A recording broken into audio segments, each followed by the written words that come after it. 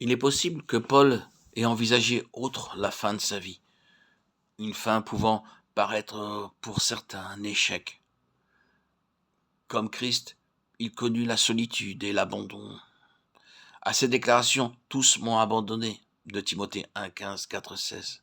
Démas m'a abandonné, de Timothée 4, 10. S'ajoutent d'autres situations douloureuses, de Timothée 2, 17, 18, 4, 14, 15. Cependant, sa dernière lettre, celle à Timothée, se termine par une note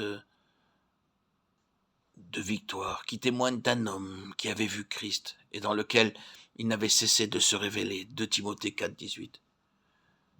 Le Seigneur me délivrera de toute œuvre mauvaise, et il me sauvera pour me faire entrer en son royaume céleste. À lui soit la gloire au siècle des siècles. Amen. Paul demeure à jamais l'incarnation du véritable témoin de Christ. Il y a dans son témoignage l'ensemble de ce que doit être celui de l'Église, et particulièrement dans les jours de la fin où nous sommes. Il nous faut plus que ce que nous pensons généralement, car la connaissance objective ne nous qualifiera jamais, mais nous avons besoin de voir celui qui est invisible, et le voir par une révélation que lui seul peut nous donner, voir Dieu en Christ. Alors, nous avancerons en dépit de tout, et il se révélera toujours et davantage à travers les épreuves, et nous le connaîtrons. Il nous a conféré l'honneur de souffrir pour lui, d'être avec lui sur le trône. Soyons courageux et ne reculons pas, avançons. Il vient bientôt et tous nous serons changés en un instant, en un clin d'œil, à la dernière trompette. 1 Corinthiens 15, 51, 52. Christ, jour après jour, dut maintenir une ligne sans déviation pour être gouverné par la seule pensée d'accomplir la seule volonté de Dieu, sous le gouvernement de Dieu, par son esprit. Car il avait à satisfaire les exigences divines et ne pouvait s'en écarter d'un cheveu.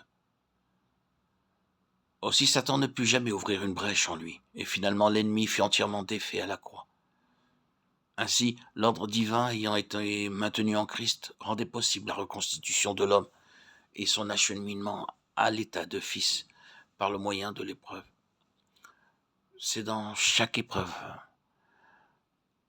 à laquelle il eut à faire face que les perfections qui étaient en lui furent manifestées. Il fut amené à la perfection, non qu'il n'était pas parfait, il l'était, mais ce furent par les épreuves que ça manifestèrent les perfections de la nature divine qui était en lui. Il ne saurait en être autrement pour l'Église.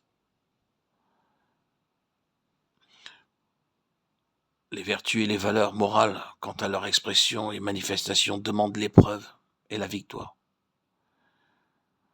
Tout ce qu'il y a en nous de mauvais vient en surface à travers l'épreuve.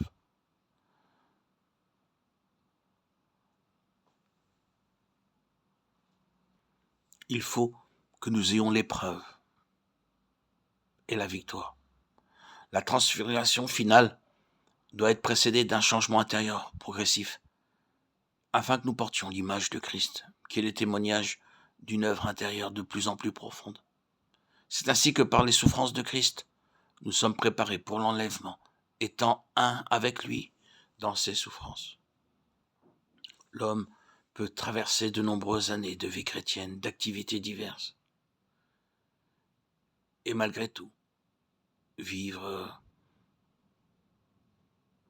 de manière non féconde, stérile, dans un désert qu'il traverse année après année, malgré son attachement au Seigneur. Quand survient le moment, l'heure que Dieu aura décidé pour que il amène celui-ci dans sa propre voie. Ainsi, il pourra venir à faire la différence entre ouvrier pour Dieu et ouvrier avec Dieu. Ainsi, l'homme pourra penser ce qu'il faut faire pour le service de Dieu et recevoir par révélation ce qu'il attend de lui. quand l'heure aura sonné, Dieu se révélera à lui. Ces moments d'obscurité, de ténèbres, ces moments de solitude ne sont vécus que pour arriver à la révélation que Dieu désire pour lui. Lorsqu'il plut à Dieu de révéler en moi son Fils, Galates 1, 15, 16. Vous serez mes témoins, Actes 1, 8. Nous sommes ouvriers avec Dieu, 1 Corinthiens 3, 9.